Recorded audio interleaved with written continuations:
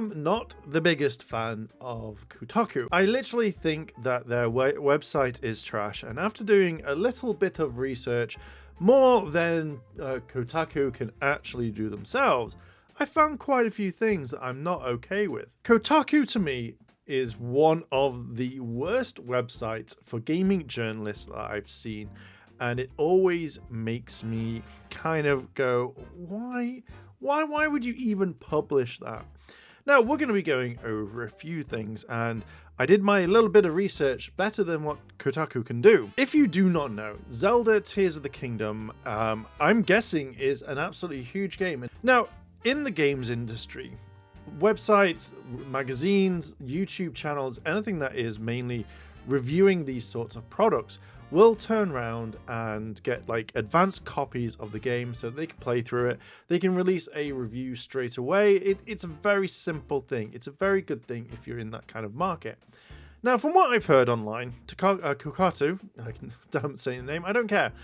They didn't get an advanced copy of the new Zelda game, and they're very, very salty.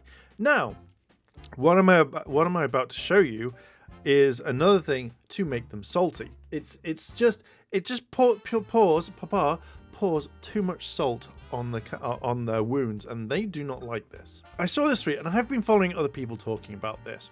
And Mary says, Nintendo did the right thing. In fact, I encourage more video game companies to blacklist Kotaku from ever reviewing their video games.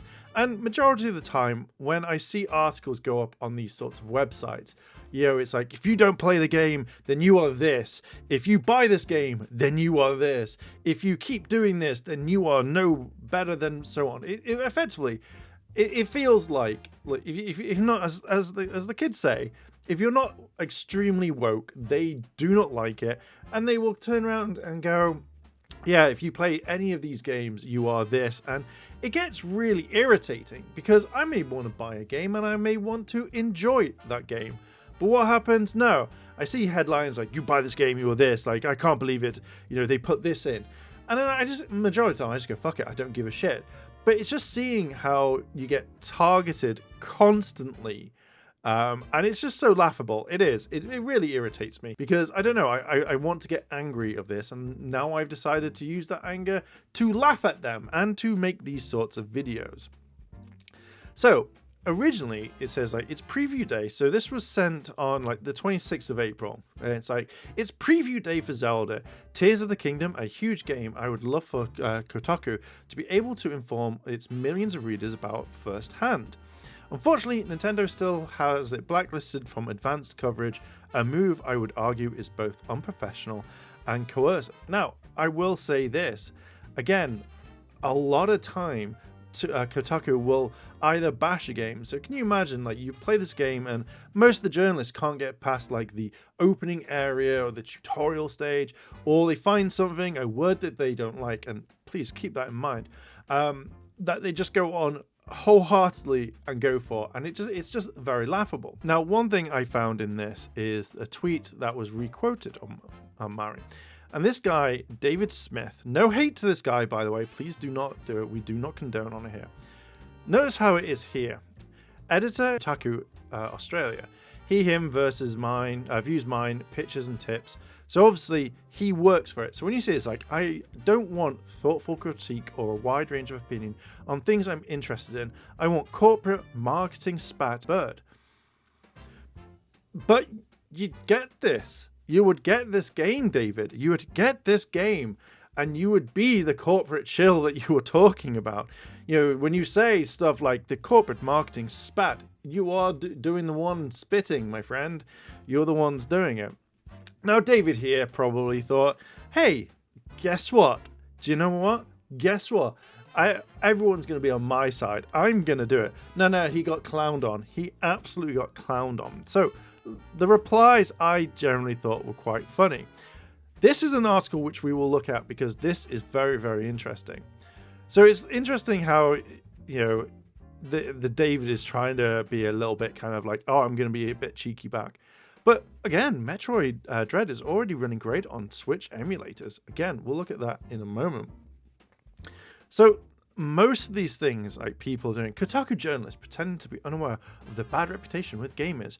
We don't want your thoughts or critiques. No, not one bit. His tweets are exactly showing why people are okay with Kotaku being blacklisted. Now, majority of these are just people clowning and clowning and clowning until you see some of these articles. Now, I've looked into trying to find all of them, and I will show you them and we'll kind of go over it. But here's like an ode to Kratos' nipples. My previous nipple roundup, Kratos had some sort of the most disappointing nips of the lot. A mere circle of a pigmented colour, no raised knob. They were just recognizable for what they were. So can you imagine that? Like Link has Link's top doesn't look great. You can't see his nipples. Why would I need that? And why would I need to see this about Kratos? I'm not looking at Kratos for the nipples. Like when I look at video games, I don't look for them for the nipples. It's just weird. These are some of the things that came up. And this was one of the biggest ones that has been done. But I was watching a video on this, and again, we'll go through all of this. But this was done in 2019, April 15th. Super Smash Bros. Ultimate Persona 5 DLC includes a disability slur. And again, we'll go over this because the majority is they thought they heard the R word. And they were like, oh, in this game lyrics. And they kept turning around and saying all of this all the time. And I generally looked at the article. I watched a video on it showing the differences of what happened. And Kotaku got it wrong. They absolutely got it wrong. And it wasn't that at all. And I was just like, why the fuck are you doing this, Kotaku? Why are you doing it? So again, like other things, how Super Mario characters have sex. Has Gladys from Portal invaded the Olympics? These are all articles. They're all articles. Now, Kotaku got really annoyed at Kotaku's journalist integrity. 404 not found. And that's an internet thing. 404, there's nothing there.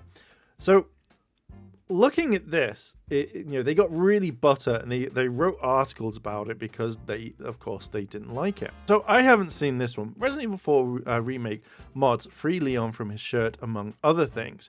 Leon S. Kennedy got a hell of a glow up in the Resident Evil 4 chainsaw demo that thanks to these Nexus mods. The Resident Evil 4 remake changing Ashley's skirt gives me hope. Upskirts don't start and end with Resident Evil 4. They have a whole brief history. So again, when you look at both of these articles and these names, you generally look at it and go, why is it okay for one and not the other? Like, it's just a massive double standard. Again, like if you've ever licked a Nintendo cartridge, it's not the best. Like they told you about it. Nintendo Switch cartridges taste so bad. Why would you want to do that? And again, another one here. We are now entering the Animal Crossing butt plug stage of 2020. A lot of people around the UK, especially in the US, are stuck at home, away from friends and loved ones. Out of isolation, new ways of keeping in touch have emerged, including sync with Animal Crossing and vibrate whenever the player swings a shovel. Why? Is this a thing that you're really going on? Is it, David? We could literally go on for hours laughing and clowning on these guys. Again, an article that they decided that they needed to have. How Super Mario characters have sex. Just why would you want to write that? I know it's back in 2014. Was it a slow news day right there? So again, it's really weird. Now, one of the reasons why I think Nintendo have said, no, we are not doing this, is what they've done here with Metroid Dread. They said it is already running on Switch emulators. Now, one of the key points right here is the end of it. Now, the entire article is probably talking about it. The last point is here. Editor's note. Per request by Nintendo, we have updated the article to generally reassert that Kotaku does not promote or encourage privacy. Kotaku declined to interact changes that blurred the line between suggestions and aggressive lines edits to preserve editorial independence. And then they did another update. An earlier version of the story was understood by many readers to direct suggestion to illegally download this just released game. We regret this interpretation and apologize, as the original article did not meet our editorial standards. Now, this is the reason why they had to change it. And it says here, if you want to play the rest of the Metroid franchise and don't want to shell out large amounts of money on old console games, your best bet is also emulation. As is often the case, Nintendo, like most game publishers, is really bad at maintaining access to their past games outside of a few big sellers. Thank God for pirates, emulators, modders, and hackers. Now, Nintendo really don't like this sort of stuff. They have now turned around and they've done a whole sweep of YouTube because of this new Zelda game coming out. They did a whole sweep of anything that's been modded. They issued either copyright strikes or claims and stuff like that to have these videos removed because they don't want their games pirated, modded, or whatever. And that's absolutely fine. They can do what they want. I don't agree with sending out copyright claims as well as strikes. I think that's really bad. There are other ways to kind of do it. But right now, this is quite bad.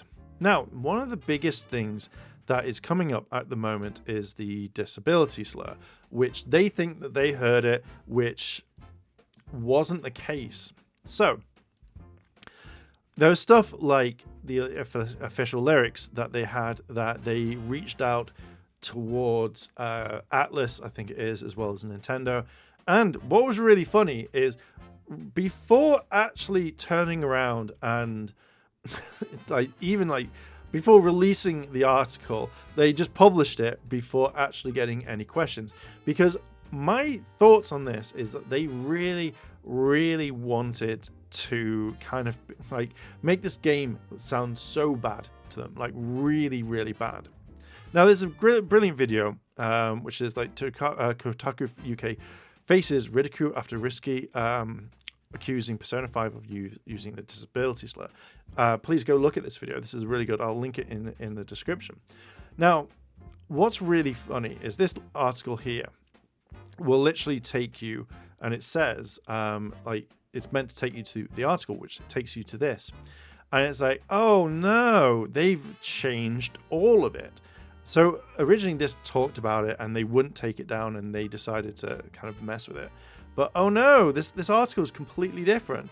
This is literally the Super Smash Bros. Ultimate 3.0 update, etc., etc. And they've taken it all out. They've taken everything out. So when you look at here, when you click the other link, it's like, we screwed up with the Persona lyric. Again, there's nowhere on the website. Here, this is a link to the article, which then says like, oh, it's the disability slur. Takes you to this one. So they got so much backlash because of all of this that they completely changed the article and changed, obviously, or deleted it or redid it, whatever they did. And it's really interesting because at the end of the day, they're just weird.